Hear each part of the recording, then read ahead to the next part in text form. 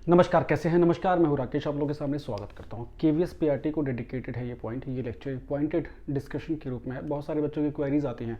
जब कई सारी क्वेरीज सिमिलर होती हैं तो उसके ऊपर एक छोटा सा मैं पॉइंटेड वीडियो बना देता हूँ। इसका जो खास तौर से लक्ष्य होता है, जो लोग पहली बार बैठ रहे हैं या जो कम मार्क्सों से रह जा रहे हैं सिलेक्शन की ओर, उनको किस तरह से चीज़ों को लेकर चलना चाहिए। और ये परीक्षा के जो स्वरूप है, इसको अगर आप जानते हुए कितना अंक जो अपने आप को सही मानते हैं कि कितना अंक आपको मिल सकता है, कितने अंक तक एटलीस्ट हमें पहुंचना होगा। एक और चीज़, बहुत से लोग जोश में बहुत ऐसे अप्रोच रखते हैं कि बस हमें 150 नंबर का पेपर है तो 140 145 लाने हैं। 140 145 आते हैं, लेकिन वो उन स्टूडेंट्स के आते हैं जो लंबे समय से पढ़ाई के साथ सीरियसली तरीके से जुड़े हुए हैं और एक मजबूत कोशिश के साथ आगे बढ़ रहे हैं। और हम सब प्रेरणा ले सकते हैं, लेकिन हमको अपनी कैपेबिलिटीज़ के साथ एक रियलिस्टिक अप्रोच के साथ आगे बढ़ना चाहिए। और वो बहुत फ़ायदा देता है जब हम एग्ज़ाम की ओर बैठते हैं। और उन बच्चों के लिए ख़ास तौर से है जो इनका पहला एक्सपीरियंस है या जिनके कुछ सेक्शंस कमज़ोर हैं और उनको सिलेक्शन भी लेना है, तो थोड़ा सा स्मार्ट स्ट्रेटजी काम करती है। जैसे कि हम लोग टारगेट सेट कर लेते हैं कि ठीक है, हमें 140 145 चाहिए, लेकिन उस चक्कर में ना कई बार चीज़ें मैसअप हो जाती हैं। तो पहले 2-3 चीज़ें आपको बस देखनी पड़ेंगी, क्या क्या रियलिटी है। केवीएस पीआरटी जो होता है वो पिछले पैटर्न के अकॉर्डिंग अगर देखें तो 150 मार्क्स की परीक्षा होती है, 150 अंक की परीक्षा होती है। ठीक है, नेगेटिव मार्किंग अब तक इसमें नहीं है। देखिए आगे क्या रहता है, आगे का कुछ नहीं कह सकते, नेगेटिव मार्किंग नहीं है। तो बिना नेगेटिव मार्किंग के हमने इसमें देखा है कि अगर पेपर ठीक ठाक साधारण रूप से आता है, जिस प्रकार से परीक्षा का पेपर आ रहा है इसका, तो उसमें 95 से 90 से इवन 95 के बीच में सिलेक्शन हो जाता है प्रीलिम्स का। मतलब इंटरव्यू के लिए क्वालिफाई हो जाता है व्यक्ति, है ना। ये करीब बॉर्डर रेंज है। और अगर वैकेंसीज जो है वो थोड़ी कम हो जाती है, 3000 के नीचे हो जाती है, 2000 हो जाती है, तो ये मान लीजिए कि थोड़ा सा कंपटीशन 100 के आसपास चला जाएगा। और जैसे हर वर्ष अब काफ़ी 3-4 साल का गैप हो गया है, तो हम ये मान के चल सकते हैं कि जो कट ऑफ होगा, अगर पेपर का लेवल हम वही समझ के चलें, पिछली बार की जैसे ही सारी चीज़ें आदर्श रखें, तो ये मान सकते हैं कि कट ऑफ जो है एटलीस्ट 2-4% ऊपर होगी। तो हम ये मान सकते हैं कि 150 में से 100 number at least minimum cut off हमारी हो सकती है, सारी आइडियल कंडीशन में, पिछली वाली ही, नेगेटिव मार्किंग नहीं हो और पेपर का स्टैंडर्ड वही हो और वही सिलेबस हो। तो मतलब 100 नंबर पे आपको इंटरव्यू मिल सकता है, इंटरव्यू मिल सकता है। अब इस 100 नंबर का क्या महत्व है, कैसे क्या है, इसके बाद आपका 60 अंकों का इंटरव्यू होगा, है ना। उसके बाद मेरिट बनती है आपकी। तो अब ये ट्रेंड देखा गया है कि जो लोग बॉर्डर पे क्वालिफाई होते हैं उनके सिलेक्शन तभी जाके हुए हैं जब तक वो 60 में से कम 48 52 या उससे ऊपर नंबर लेके नहीं आते। इवन 58 56 नंबर तक जाके सिलेक्शन होता है। कई बार 50 52 नंबर पर भी सिलेक्शन नहीं हो पाता, बिकॉज आखिरी के कट ऑफ पे बहुत ज़्यादा लोग बैठे होते हैं नेचुरली। ठीक है, तो आपको क्या करना है कि हमने जो स्मूथ सिलेक्शन देखा है, बहुत एवरेज बच्चा जो रिटर्न में एक ठीक ठाक मार्क्स ले आया।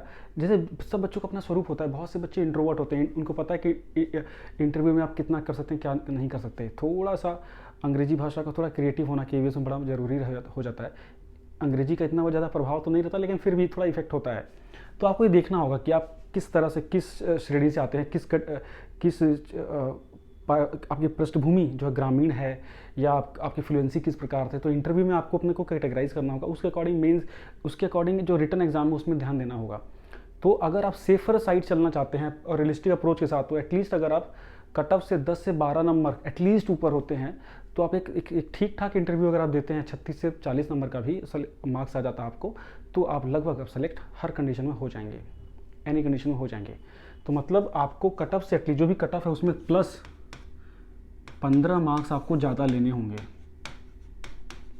है ना।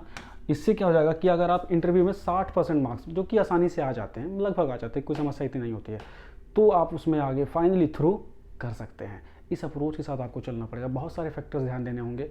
खुद अगर आपका रिटर्न बहुत अच्छे से रेडी है, तो आपको आपके इंटरव्यू के लिए भी खुद को रेडी करते रहना होगा। जैसे खाली कमरे में आप पढ़ाइए, किसी पर्टिकुलर टॉपिक को लेकर पढ़ाइए, या अपना इंट्रो अच्छे से देने की कोशिश कीजिए, हिंदी भाषा में ही प्रभावशाली देने की कोशिश कीजिए, इंग्लिश आती तो इंग्लिश में देने की कोशिश कीजिए। ये आपको चीज़ें कॉन्फिडेंस को बूस्टअप करती हैं, बिकॉज अब अल्टीमेटली फाइनल सिलेक्शन की लिस्ट में नाम होना मैटर करता है। अगर फाइनल सिलेक्शन की लिस्ट में नाम नहीं हुआ तो रिटर्न क्वालिफाई था या नहीं था उसका कोई रिलेशन नहीं होगा। अब तो जो 150 में 110 115 ना मार्क्स लाने के लिए मैं बोल रहा हूँ एटलीस्ट, वो उसके लिए आपको मैं ये मान के चलता हूँ कि हम लोग जो नॉर्मल जो मतलब लेबोरियस बच्चे हैं लेकिन बहुत सुपर इंटेलिजेंट नहीं है, जो इंटेलिजेंट बच्चे हैं उनकी कोई बात ही नहीं है, जो नॉर्मल बच्चे हैं एवरेज बच्चे हैं उनका कोई ना कोई सब्जेक्ट वीक होता है, खासतौर से टीचिंग वाले से बच्चों का, जैसे किसी का मैथ वीक है या किसी का इंग्लिश थोड़ा सा वीक है, तो वो उनको ये देखना कि कहाँ मैं चीज़ों को ग्रैप कर सकता हूँ। और इसी मामले में केवीएस बड़ा ओपन एंडेड पेपर है, केवीएस बहुत ओपन एंडेड पेपर है, और आप इन सब्जेक्ट में अगर कमज़ोर है तो और इतने सारे सब्जेक्ट आपको मिलते हैं कि वहाँ से आप स्कोर कर सकते हैं। केवीएस की हमारी क्लासेस चल रही हैं, केवीएस की क्लासेस में 21 तारीख से लगातार लोग जुड़ रहे हैं, आप भी अगर अभी तक नहीं जुड़े तो जरूर जुड़ सकते हैं, ठीक है।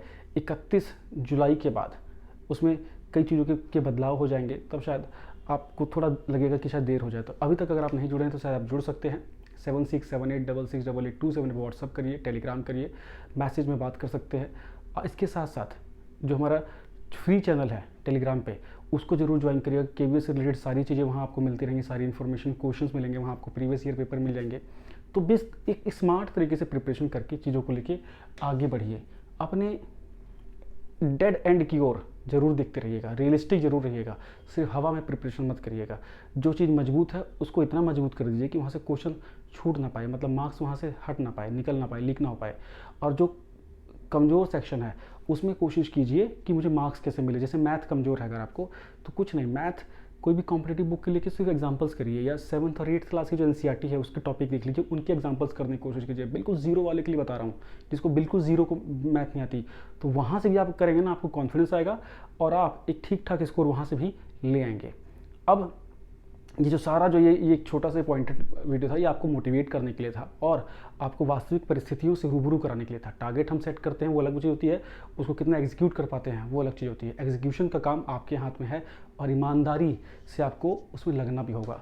आपकी सिचुएशन कैसी है सिर्फ आपको पता है और किसी को पता नहीं है। Thank you so much, bye bye.